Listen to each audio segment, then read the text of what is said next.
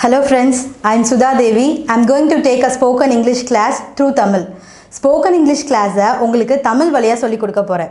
Okay, class போகிறதுக்கு முன்னாடி spoken English class வந்து நிறைய பேருக்கு கொஞ்சம் கஷ்டமாக இருக்குது. அது ஏன் அப்படிங்கிற ஒரு சின்ன அனலைஸ் பண்ணிவிட்டு அதுக்கப்புறம் கிளாஸ்க்குள்ளே போகலாம். நிறைய பேர் என்ன பண்ணுவாங்க அப்படின்னா நினைப்பாங்க, என்னடா இது ஸ்போக்கன் இங்கிலீஷ் கிளாஸ் இவ்வளோ இங்கிலீஷ் பேசுகிறதுக்கு இவ்வளோ கஷ்டமாக இருக்குது அப்படின்னு நிறைய பேர் நினைப்பாங்க. சில பேர் கூட நினைப்பாங்க, நல்ல ஸ்கூலில் படிச்சிருக்கோம், காலேஜ்லேயும் இங்கிலீஷ் தான் படிச்சிருக்கோம், மாஸ்டர் கூட முடிச்சாச்சு, ஆனால் இந்த இங்கிலீஷ் மட்டும் வரவே மாட்டேங்குது அப்படின்னு நிறைய பேர் நினைப்பாங்க. அதுக்கு காரணம் என்ன, நான் நினைக்கிறது என்ன அப்படின்னா, இது நாள் வரைக்கும் நம்ம வந்து ரைட்டிங்க்கு, அதாவது இங்கிலீஷை பொறுத்த வரைக்கும் ரைட்டிங்க்கு நிறைய இம்பார்ட்டன்ஸ் கொடுத்துருப்போம். லெட்டர் ரைட்டிங் எப்படின்னு படிச்சிருப்போம், எஸ்ஸே எப்படின்னு படிச்சிருப்போம், காம்ப்ரிஹென்ஷன் எப்படின்னு படிச்சிருப்போம், கிராமர் படிச்சிருப்போம். ஆனால் ஸ்போக்கனை மட்டும் கான்சென்ட்ரேட்டே பண்ணியிருக்க மாட்டோம். எனக்கு தெரிஞ்சு அதுதான் ரீசன். ஓகே, இனிமேல் நம்ம வந்து இந்த கிளாஸை பொறுத்த வரைக்கும் நோட்ஸ் கூட உங்களுக்கு தேவையில்லை. ஏன்னா நம்ம இந்த கிளாஸ் ஃபுல்லாக பேசிக்கிட்டே இருக்க போகிறோம். ஏன்னா பேச பேச பேச தான் உங்களுக்கு இங்கிலீஷ் வந்து புரிய ஆரம்பிக்கும். அதே மாதிரி இங்கிலீஷ் வந்து வேறு லாங்குவேஜ், அதை பற்றி பயப்படணும் அப்படின்னு யார் வேணாலும் சொல்லலாம். ஆனால் நம்ம தமிழ்நாட்டுக்காரங்க கண்டிப்பாக சொல்லவே முடியாது. ஏன்னா இங்கிலீஷ் தான் நிறையா பேசிகிட்டு இருக்கோம், தமிழ் தான் அங்கங்கே பேசிக்கிட்டு இருக்கோம். நீங்கள் யோசிச்சு பார்த்தீங்கன்னா கூட தெரியும், ஒரு நாளைக்கு ஒரு சென்டென்ஸ் பேசணும் அப்படின்னா, ஒரு வரி பேசுகிறோன்னு வச்சுக்கோங்களேன், அதில் முக்கால்வாசி வார்த்தைகள் வந்து ஆங்கிலம் தான் இருக்கும், தமிழ் தான் அங்கங்கே இருக்கும். அதனால நம்ம தமிழ்நாடை பொறுத்த வரைக்கும் இங்கிலீஷுங்கிறது வேறு லாங்குவேஜே கிடையாது. அது நமக்கு தமிழுக்கு அடுத்தது ஒரு மதர் டங்க் மாதிரி தான். ஓகேவா? அதே மாதிரி என்னோடய ஸ்டூடெண்ட்ஸ்க்காக இங்கிலீஷை கற்றுக்கிறதுக்கு நான் ஒரு ஃபார்முலா டிரைவ் பண்ணியிருக்கேன். என்னடா இது இங்கிலீஷை கற்றுக்கிறதுக்கு ஒரு ஃபார்முலாவா அப்படின்னு யோசிக்கிறீங்களா? ஆமாங்க, என்னோடய ஸ்டூடெண்ட்ஸ்க்காக நான் ஒரு ஃபார்முலா டிரைவ் பண்ணியிருக்கேன். அதுதான் இன்றைக்கி உங்கள் கூட நான் சொல்ல போகிறேன்.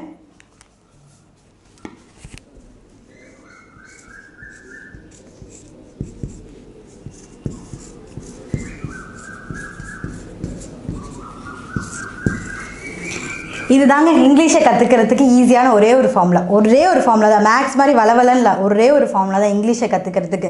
என்னென்னா, English is equal to interest plus listening plus இங்கே 2 P இருக்கா, ஒரு P ப்ராக்டிஸ், இன்னொரு P பேஷன்ஸ்.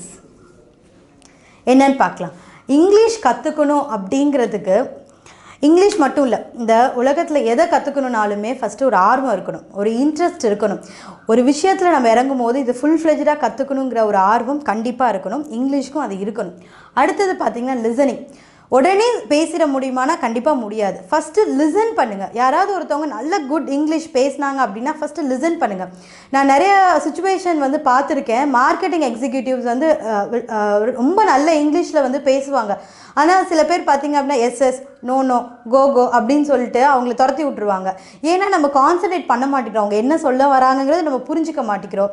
ஏன் அப்படி புரியல அப்படிங்கிறதுக்கு காரணம், இங்கிலீஷ் புரியலன்னு சொன்னால் நான் ஏற்றுக்க மாட்டேன். ஏன்னா நம்ம இங்கிலீஷை கவனிக்கலை. அவங்க சொல்கிறத கவனித்தோம் அப்படின்னா நம்ம வந்து இங்கிலீஷை ஈஸியாக புரிஞ்சுக்கலாம். அடுத்தது இந்த 2 P போட்டிருக்கேன் இல்லையா, ஒன்று ப்ராக்டிஸ். எல்லாத்துக்குமே ஒரு விஷயம் நல்லா வரணும் அப்படின்னா கண்டிப்பாக ப்ராக்டிஸ் வந்து ரொம்ப முக்கியம்.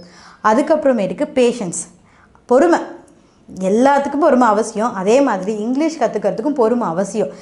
நிறைய பேர் அந்த சர்ச் இன்ஜின்லலாம் பார்ப்பேன், டைப் பண்ணுவாங்க, learn English within 30 days, learn English within 10 daysன்னு போடுவாங்க. ஏன் அது 10 நாளைக்கு மேலே சொல்லி கொடுத்தா யாரும் கவனிக்க மாட்டாங்களா, இல்லை கற்றுக்க மாட்டாங்களா? ஏன் அவ்வளோ அவசரம்? பொறுமையாக கற்றுப்போம், ஒன்றும் பிரச்சனை இல்லை. வாங்க நம்ம கிளாஸ்க்குள்ளே போகலாம். ஓகே, ஏற்கனவே நான் சொன்ன மாதிரி ரைட்டிங் அண்ட் ஸ்பீக்கிங் ரெண்டுத்துக்குமே கொஞ்சம் டிஃப்ரென்ஸ் இருக்குது. இங்கிலீஷில் மட்டும் இல்லை, எல்லா லாங்குவேஜ்லேயும் டிஃப்ரென்ஸ் இருக்குது. இப்போ தமிழ் கூட எடுத்துட்டிங்கன்னு வச்சுக்கோங்களேன், நீங்கள் எழுதும் போது தூய தமிழ் எழுதுவீங்க. வந்தார்கள், உட்கார்ந்தார்கள், தேநீர் கடையில் கூட்டம் அதிகமாக உள்ளதுன்னு நம்ம வந்து எழுதுவோம். ஆனால் பேசும்போது இப்படி பேசணும்னு வச்சுக்கோங்களேன், என்னடா இவனுக்கு ஏதோ நான் ஆயிடுச்சுன்னு நினைப்பாங்க. பேசும்போது எப்படி பேசுவோம்?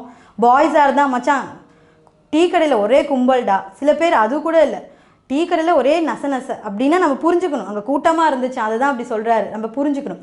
ஸோ உங்களுக்கே புரியுதா? தமிழ் எழுதும் போது ஒரு மாதிரி எழுதுகிறோம், பேசும்போது ஒரு மாதிரி பேசுகிறோம். அதே தாங்க இங்கிலீஷும். இங்கிலீஷ் மட்டும் இல்லை, எல்லா லாங்குவேஜஸ்க்கும் இதே ரூல் தான்.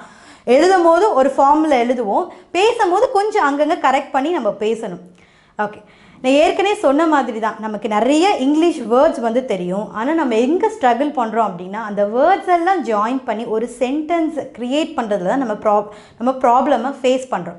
நான் உங்களுக்கு அந்த வேர்டெல்லாம் எப்படி ஜாயின் பண்ணுறது அப்படிங்கிறத தான் உங்களுக்கு ஹெல்ப் பண்ண போகிறேன். ஓகேவா? ஓகே. அதே மாதிரி ஒரு விஷயம், ஒரு லாங்குவேஜை ஃப்ளூயன்சியாக பேசணும் அப்படின்னா வார்த்தையாக பேசுனீங்கன்னு வச்சுக்கோங்களேன், இல்லை ஃப்ளூயன்சி இருக்காது. சென்டென்ஸ் பை சென்டென்ஸாக பேசினா தான் ஒரு லாங்குவேஜில் ஃப்ளூயன்சி இருக்கும். அப்போது சென்டென்ஸ் க்ரியேட் பண்ணுறது தான் ரொம்ப முக்கியமான விஷயம் அண்ட் பேசிக். ஓகேவா? ஸோ அப்போ ஒரு சென்டென்ஸை இங்கிலீஷில் எப்படி ஈஸியாக க்ரியேட் பண்ணுறது அப்படிங்கிறத நம்மளோட ஃபர்ஸ்ட் கிளாஸ், அதுதான் இப்போ நம்ம பார்க்க போகிறோம்.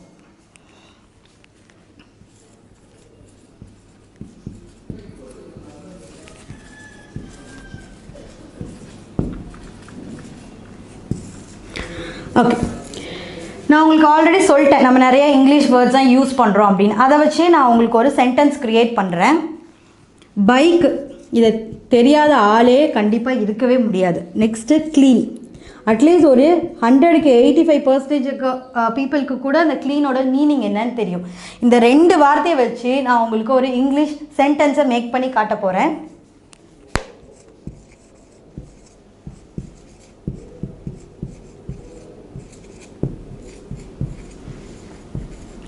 இங்கே பாருங்க, த பைக் இஸ் க்ளீன் அப்படின்னா அர்த்தம் என்ன? இந்த பைக்கு க்ளீனாக இருக்குது அப்படின்னு அர்த்தம். அப்போ என்ன சொல்லியிருக்கேன்? பைக்கு க்ளீனாக இருக்குது, இதுதான் நம்ம தமிழில் சொல்ல போகிறோம். அப்போ அந்த க்ளீனாக அப்படிங்கிறதுக்காக தான் இஸ் அப்படிங்கிற ஒரு வேர்பை இன்க்ளூட் பண்ணியிருக்கேன். ஓகேவா? இந்த தங்கிறது என்ன அப்படின்னா ப்ரிப்போசிஷன். இதுதான் ஃபஸ்ட் கிளாஸு, போக போக போக பார்க்கலாம். ஓகேவா? ஸோ ஒரு ஆல்ரெடி நமக்கு என்னது, ஒரு சென்டென்ஸில் ஆல்ரெடி இங்கிலீஷில் நமக்கு 2 வார்த்தை தெரியுது. என்ன தெரியுது? பைக்கும் க்ளீனும் தெரியுது. ஆனால் ஜாயின் பண்ணுறதுக்கு கஷ்டமாக இருந்தது. இப்போ ஜாயின் பண்ணியாச்சு. பைக்கு க்ளீனாக இருக்குது அப்படிங்கிறதுக்கு, அந்த க்ளீனாக அப்படிங்கிறதுக்கு தான் நான் இஸ் அப்படிங்கிற ஒரு வேர்ப் ஆட் பண்ணி இந்த 2 வார்த்தையும் ஜாயின் பண்ணியிருக்கேன். ஓகேவா? அப்போது ஒரு சென்டென்ஸ் க்ரியேட் பண்ணணும் அப்படின்னா அதுக்கு ஒரு பேட்டர்ன் இருக்குது இங்கிலீஷில். எல்லா பேட்டர்னா மெத்தட். ஓகேவா? ஒரு சென்டென்ஸை இங்கிலீஷில் ப்ராப்பராக க்ரியேட் பண்ணுறதுக்கு ஒரு மெத்தட் இருக்குது. அந்த மெத்தட் நமக்கு என்ன அப்படின்னு தெரிஞ்சிருச்சுன்னா நமக்கு ஈஸியாக இங்கிலீஷில் சென்டென்ஸை க்ரியேட் பண்ணிடலாம்.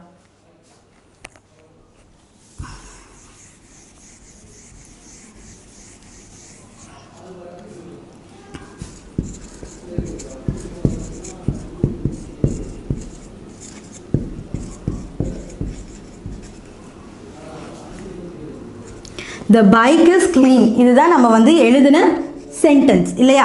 நான் சொன்ன மாதிரி நமக்கு ஆல்ரெடி 2 வார்த்தை இங்கிலீஷில் தெரிஞ்சிருச்சு.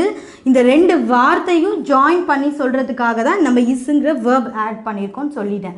அதே மாதிரி ஒரு சென்டென்ஸை இங்கிலீஷில் க்ரியேட் பண்ணுறதுக்கு ஒரு பேட்டர்ன் இருக்குது, ஒரு மெத்தட் இருக்குது அப்படின்னு சொல்லியிருக்கேன். ஃபஸ்ட்டு அந்த மெத்தட் என்னன்னு கற்றுப்போம், அதுக்கப்புறம் ஈஸியாக சென்டென்ஸை வந்து நம்ம க்ரியேட் பண்ணிடலாம்.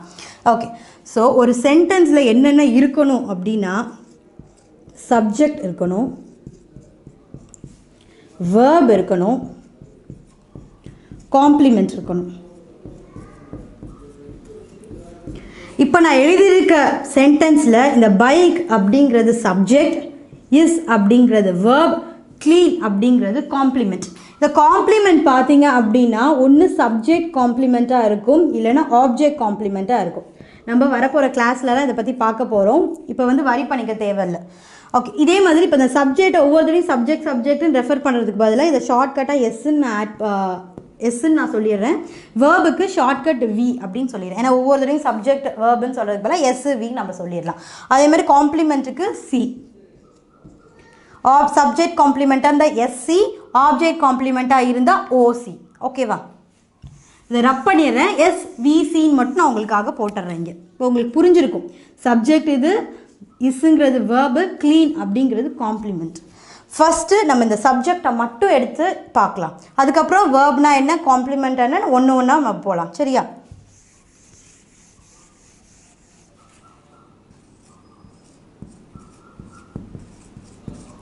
First subject. என்னென்னலாம் சப்ஜெக்டில் ஒரு எந்த வார்த்தைகள்லாம் நம்ம சப்ஜெக்டாக யூஸ் பண்ணுவோம், சப்ஜெக்ட்னால் என்ன, அது எந்தெந்த வார்த்தைகள்லாம் சப்ஜெக்டாக இருக்க முடியும் அப்படிங்கிறதான் இப்போ நம்ம பார்க்க போகிறோம். நீங்கள் சின்ன வயசுலலாம் லெட்டர் எழுதியிருப்பீங்க. என்ன எழுதியிருப்பீங்க? ஃப்ரம் எழுதியிருப்பீங்க, டு எழுதியிருப்பீங்க, ரெஸ்பெக்டட் சார் ஆர் மேடம் போட்டு சப் அப்படின்னு சொல்லிட்டு நம்ம என்ன ஆக்சுவலாக அந்த லெட்டரில் கன்வே பண்ண போகிற மெசேஜை ஷார்ட் அண்ட் ஸ்கிரிப்டாக 2 லைனில் சப்புன்னு போட்டு எழுதியிருப்போம். ஞாபகம் இருக்கா? அதே தான் சப்ஜெக்ட் அப்படின்னா என்ன அப்படின்னா எதை பற்றி பேச போகிறோம், இல்லை எதை பற்றி பேசிக்கிட்டு இருக்கோம் அப்படிங்கிறதான் சப்ஜெக்ட். ஓகேவா? நிறைய பேர் சொல்லுவாங்க சப்ஜெக்ட் என்னன்னு சொல்லு அப்படின்றவாங்க. அதுதான் எதை பற்றி முக்கியமாக எதை கண்டிப்பாக பேச போகிறோமோ அதுதான் சப்ஜெக்ட். ஓகே, அப்போ சப்ஜெக்ட் கேன் பி, சப்ஜெக்ட் எதுவாக இருக்கலாம் அப்படின்னா சப்ஜெக்ட் கேன் பி நவுன், இல்லை அப்படின்னா ப்ரோனவுன். சப்ஜெக்ட் நவுனாகவும் இருக்கலாம் அல்லது ப்ரோனவுனாகவும் இருக்கலாம். Subject can be noun and pronoun. இது ஒன்று நவுனாக இருக்கலாம் இல்லை ப்ரோனவுனாக இருக்கலாம். ஃபஸ்ட்டு நம்ம நவுனை பற்றி பார்த்துடலாம். நவுன் அப்படின்னா என்ன அப்படின்னா noun can be person, place, ஒரு திங், இல்லை இன்னொன்று சொல்லுவாங்க state of mind. State of mind அப்படின்னா மனசு சம்மந்தப்பட்ட விஷயங்கள். சில விஷயத்தை நம்மளால் வந்து கவுண்ட் பண்ணவே முடியாது. இல்லை ஃபார் எக்ஸாம்பிள் அன்பு, இதை வந்து நம்ம கண்ணாலலாம் பார்க்க முடியாது. ஸோ அந்த மாதிரி விஷயங்கள் தான் ஸ்டேட் ஆஃப் மைண்ட். ஃபஸ்ட்டு நவுனோட தமிழ் அர்த்தம் என்னன்னு நான் சொல்லியிருந்தேன். நவுன் அப்படின்னா என்ன அப்படின்னா பெயர் சொல்.